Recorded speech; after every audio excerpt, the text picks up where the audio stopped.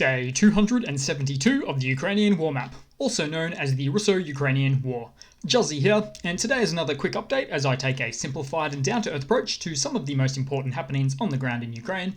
And as always, I'll start off with those Russian military losses. So as of the 22nd of November there, in the last 24 hours, there's been an additional 400 Russian military personnel losses. Then armoured combat vehicles 5, tanks 3, and artillery 12 losses for the Russian forces as well. So bit of a below average day, although I remember a time when figures like these were actually quite above average. So yeah, really nice to see. Then we'll move back across to the map where we'll quickly start out again in Russia's capital of Moscow, where yet another building is on fire. Although this one, for a change, is a 40-story residential building in Moscow and not, say, a military factory like we've seen in the past at least a few times. Now, we don't know why this fire occurred, but still, the regularity to which buildings are ablaze in Russia recently just seems really all too suspicious and embarrassing for Russia. Then we'll move across into the Ukraine map itself, and we'll move across to the Donbass region, where the Ukrainian forces continue to advance towards the northern Donbass area. So we're talking Svatova and Crimea there as well. Now, you might remember in just the last few days, there was quite a push up the very, very north end of the Donbass there, technically in the Kharkiv region.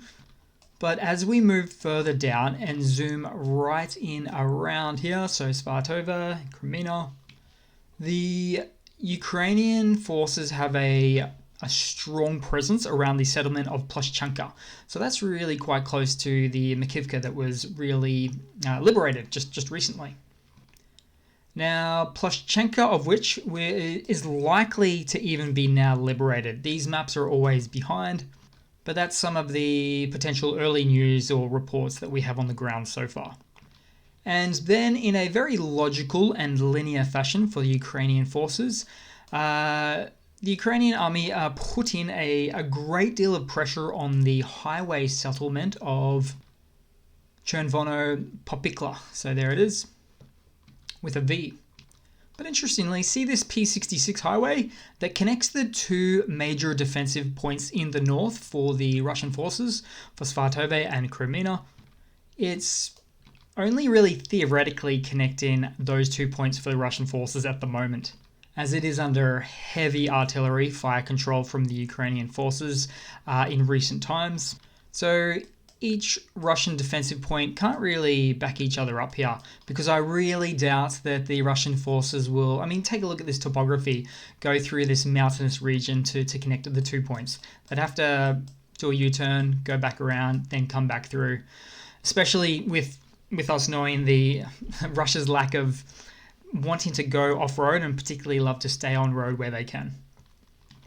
Then we'll move a bit further down to the south of the Donbass region, where Russian forces continue to throw everything they have, including naval brigades, at Pavlivka. So there it is.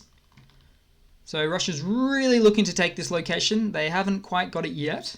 But as for the naval brigades that they're using and throwing there, don't let the terminology throw you off too much. A naval brigade is just a naval, sort of like naval fleet personnel, so technically sailors is the term, who serve in a ground combat role to support the land forces. So in other words, Russia is throwing everything they have here and are taking severe losses in the process. In fact, some reports say that the losses continue to just be absolutely massive. Then we'll move across to the outer region here, so Zaporizhia and part of the Donbass that we've just crossed from. So Russian forces continue to move significant equipment through Mariupol towards Melitopol, but also Russian troops are noticed moving from Mariupol as well, heading to the Hulepola settlement. So it's over there. There we go. No doubt to bolster the front lines and to protect Mariupol, which Russia, just based on their actions, their Russian forces, have been taking quite the defensive stance at Mariupol, which is quite a ways away from the front line, really. We're talking, 85 kilometers, about 50 miles. And we know they seem quite scared and protective of Mariupol because of all the dragon's teeth that those little cope cones that they installed at these 3 settlements right here about 2 weeks ago now. So that's, when you zoom out, that's really close to Mariupol, the city of Mariupol itself. Yes, and also in this area, Ukrainian partisans in Melitopol continue to disrupt Russian forces via traps and other combustible road mines. So not the Ukrainian army itself, just the partisans, because we have some of the most extremely pro-Ukrainian civilian sentiment in this region of Zaporizhia. So both sides, but particularly the occupied part of Zaporizhia, they do not want to be occupied. Then we'll move across to the Kherson Oblast, the other front line really, where perhaps quite ironically, it was not that long ago that Russia had claimed it liberated most of the region and the population, but then had to retreat to the south of the border, and as a result, now have had to start attacking it instead. So some of these Russian troops that have recently retreated to the south of the river must really be thinking that so much of this just feels like one big exercise in futility.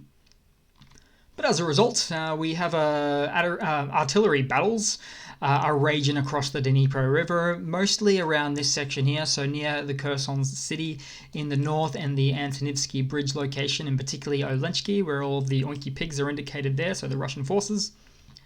But most importantly, in the last 24 hours, the night is dark and full of, you know what I'm going to say. So let me explain. As Ukraine has coordinated one of the largest, most massive attacks on Russian occupied regions, all simultaneously in one go together within the space of 15 minutes. Probably the largest single coordinated attack from the Ukrainian side that I've seen to date, in fact. So within the space of those 15 minutes, and by use of high precision multiple strikes, such as through HIMARS, Excalibur shells, and a few other little tricks up their sleeve I'll mention shortly, the following locations were struck. So these Russian military strikes, including, I want to put this all on the page for you and post-edit it later, so I'll try to do this as good as I can. So Novokakhovka, Skadovsk, Olenchky, Kakhovka, Novotroitsk, Askania Nova, Horno-Stavka, Velka Leptepka, and Rubenivka. So saying those a little bit fast, obviously. I didn't butcher a couple of those, but pronunciations. So this would normally be quite unexpected to do something like this. But in another way, it's probably really is expected more than ever at this point, as Ukraine has more high accuracy strike capabilities in terms of their offensive weaponry options than ever before. And I think by about this time tomorrow, we'll see a bit of footage on the outcome of this offensive. Then in some captured Russian hardware. So starting off, we have, so the Ukrainian forces found a small cache of ammo. So these are the bigger 152mm Soviet-style shells that are not as scarce, but of course, Ukraine still loves to get from the Russian forces. And these are mostly used with your average Soviet howitzers and SPGs that Ukrainian employs in their army as well. And you know what? I think the Ukrainian army is going to be so thoughtfully nice that they'll be returning these right back to Russia, one by one. Then also for some other captured Russian hardware. So for this video, we've got a captured T-62 tank. Again, yet another T-62, 1962 Soviet-era Russian tank that for some reason they're using 60 years later, which is quite odd for being supposedly the second best army in the world. But enough out of me for that for now. But what I like about this video is not even the captured Russian tank, but rather what I noticed on the bottom right hand corner. So it's a Starlink base station. So these devices of course provide the Ukrainian military and civilian population alike with really decent high-speed mobile internet access. And with communication being key in any military formations, I can assure you Ukraine has put many hundreds of these to good use throughout the war. In fact, several thousand now, I believe. And I just want to quickly hammer on about these nice Starlink terminals. So they've got the base station, which connects to a satellite. It's got a very low ping rate, which means it connects really fast. Amazing download rates as well. But in particular, also, they have an inbuilt Wi-Fi router there. So you've got Wi-Fi to, say, just for instance, your phone, your laptop, your military communication gear, straight from the terminal. So really an all-in-one solution. Quite fantastic, really. Then we'll move across to some news for the day. So now Ukraine has received the Brimstone 2 second generation missiles from the UK. So these are ground or air-launched attack missiles, also developed in the UK. Now, Ukraine already had some of these first-gen variants at their disposal, but the good thing about the second-gen is really their range is about twice as long as the first-gen, and they pack a bigger punch as well, and they're also even more precise than the first-gen. So in terms of the range that I speak of, it's about 40 miles or 60 kilometers. And they can also be launched from a standard commercial pickup truck that's refitted to fire them. But the real point I want to drive home about all of this is you could really think of these missiles or this missile system as kind of like a little baby brother version of the HIMARS system because of the range, the accuracy, and the shoot and scoot capability. So just like I said a little earlier, Ukraine now has quite the option for offensive strike capabilities indeed. High accuracy ones at that.